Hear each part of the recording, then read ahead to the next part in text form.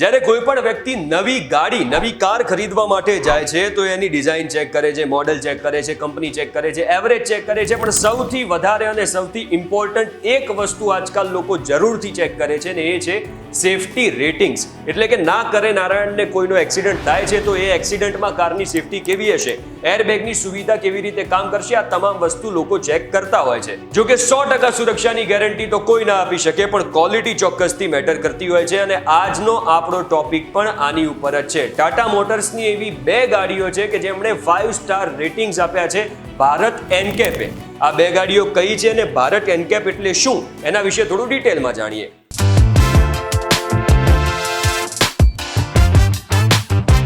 તમે આવી ગયા છો VTVGujarati.com પર. મારું નામ છે હિમ ખત્રી. ટાટા મોટર્સની ધ ન્યૂ સફારી અને પ્રીમિયમ SUV હેરિયર આ બંને ગાડીઓને 5 સ્ટાર રેટિંગ મળ્યું છે અને આ આપ્યું છે ભારત એનકેપે, જેનું ફૂલ ફોર્મ થાય છે Bharat new car assessment programme, જેને લઈને કેન્દ્રીય મંત્રી નીતિન ગડકરીએ પણ ટાટા મોટર્સને અભિનંદન પાઠવ્યા. અત્યાર સુધી એવું થતું હતું કે ભારતમાં જો કોઈ કાર બનતી હતી તો એનો ક્રેશ ટેસ્ટ એટલે કે સેફટી ટેસ્ટ એ વિદેશમાં થતો હતો, જ્યાં ગ્લોબલ એનકેપ કે પછી લેટિન એનકેપ જેવી એજન્સીઓ આનો સેફટી ટેસ્ટ કરતી હતી. પણ આવા ટેસ્ટમાં કરોડો રૂપિયાનો ખર્ચો થઈ જતો હતો. એક કારનું કોઈ મોડલ હોય તો એની પાછળ અંદાજે 2.5 કરોડ રૂપિયાનો ખર્ચો થતો. પણ હવે આ જ ટેસ્ટ ભારતમાં થાય છે, જેથી 60 લાખમાં આખી પ્રક્રિયા પૂર્ણ થઈ જાય છે. હવે આ જે પ્રોગ્રામ છે એટલે કે ભારત એનકેપ એ પહેલા ઓક્ટોબરમાં શરૂ થવાનો હતો, પણ ફેસ્ટિવલની સિઝન્સના કારણે થોડું ડિલે થયું અને એ 15 ડિસેમ્બરે આની શરૂઆત થઈ ગઈ.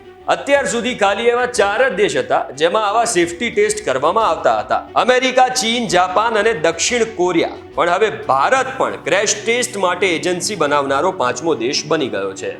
કારના વેચાણની વાત કરીએ તો અમેરિકા અને ચીન પછી ભારત એ 3જા નંબરનો સૌથી મોટો દેશ છે. એટલે ભારત એનકેપ પ્રોગ્રામથી કારની ગુણવત્તામાં તો વધારો થશે જ, પણ લોકોને સેફટી પ્રત્યે જાગૃતતા પણ આવશે. હવે જો કોઈ કાર છે અને મારે એને સેફ જાહેર કરવી છે તો એના પણ કેટલાક ક્રાઇટેરિયા હશે. આપણે એની વાત કરીએ તો ગ્લોબલ એનકેપની વાત કરીએ તો આમાં કેટલાક પોઈન્ટ્સ કારને આપવામાં આવે છે, જેમાં કુલ 49 પોઈન્ટ્સ હોય છે. એમાંથી ટેસ્ટ માટે આવેલી ગાડીને કેટલા પોઈન્ટ્સ મળ્યા એના પરથી રેટિંગ નક્કી થાય. જો ગ્લોબલ એનકેપમાં તમારે 5 સ્ટાર રેટિંગ જોઈએ છે તો 34 પોઈન્ટ્સ મેળવવા પડે, એ પણ એડલ્ટ્સ માટે, જેમાં 16 પોઈન્ટ્સ ફ્રન્ટ ક્રેશ માટે, 16 પોઈન્ટ્સ સાઇડ ક્રેશ માટે અને 2 પોઈન્ટ સીટ બેલ્ટ રિમાઇન્ડર માટે હોય છે. હવે ભારત એનકેપની વાત કરીએ તો મળતી માહિતી પ્રમાણે 5 સ્ટાર રેટિંગ માટે એડલ્ટ માટે 27 પોઈન્ટ્સ લાવવા પડશે, જ્યારે ચાઇલ્ડ સેફટી માટે 41 પોઈન્ટ્સ લાવવા પડશે, તો જ ગાડીને 5 સ્ટાર રેટિંગ મળશે. આ ટેસ્ટ માટે 3 પ્રકારના ક્રેશ કરાવવામાં આવે છે: ફ્રન્ટ ક્રેશ, સાઇડ ક્રેશ અને પોલ ક્રેશ, એટલે કે થાંભલા જોડે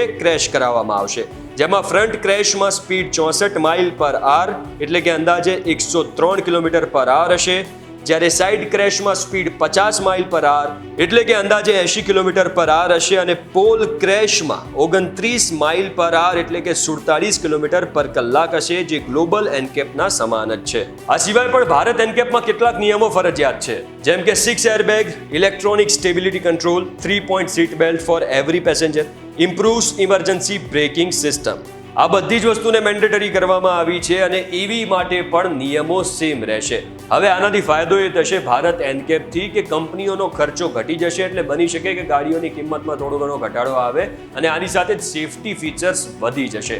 જો આજના ડેલી ડોઝનો એપિસોડ તમને કામનો લાગ્યો હોય તો વિડીયોને શેર કરજો, લાઇક કરજો અને આવા જ અન્ય ઇન્ફોર્મેટિવ વિડીયો માટે જોડાયેલા રહેજો VTVGujarati.com સાથે.